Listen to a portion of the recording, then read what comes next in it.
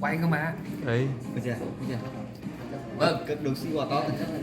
Vâng, hiện con tại cái ăn được, con cục cổ ăn được. Brazil đang quay bỉ với Ôi, con châu chấu trực chạy, còn con bọ ngựa là nó chiến rồi, nó ăn thịt luôn rồi. bắt Nó rồi, càng dài. nó quăng cái kia thì sướng kia rồi. rồi.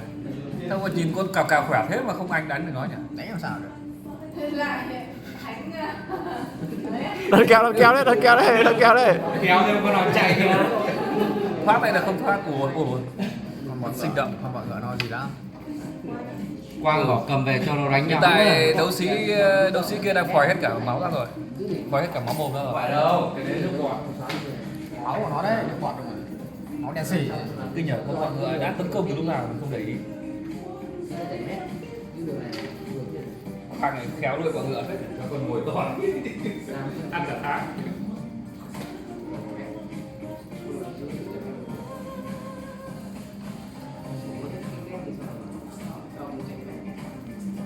Mồi to.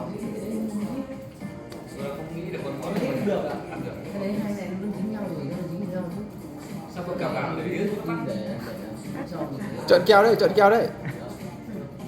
Cào cào. Nó nói lâu ngày rồi. cái này lên cho chị đi lên rồi. Em nhìn con cào cào khỏe hơn hẳn luôn đấy. Cào khỏe hơn, cào nhìn khỏe hơn nhưng mà Thì một con chuyên ăn thịt, một con chuyên ăn cỏ này khác nhau. Cái này là cái nào? trông nó khỏe hơn thôi nhưng mà nó không ấy được. Các bạn nhìn cơ bắp hơn hẳn đấy mà. Cua con bọn Anh đi ăn đang cắn à? Nó đang ăn này. Quắp nó cắn luôn à? Ừ. răng của bọn người. Nó dụng chân rồi. Cắt Cắn rung chân rồi á. Cắn dụng chân châu chấu rồi. Chấu đang tổn thương. Ôi giời, thế này con này chừng 15 phút nữa con kia đai. Đói quá hốc luôn à. Ăn Ôi. luôn này. Đai rồi.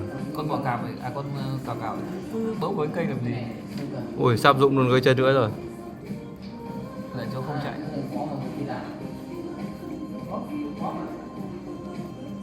Không phải kiểu cái chân này nó cắt luôn cái chân này.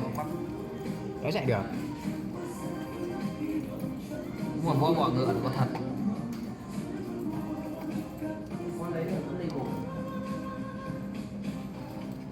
Xem Kung Fu Panda chưa? Có con bò ngựa. Rồi sao?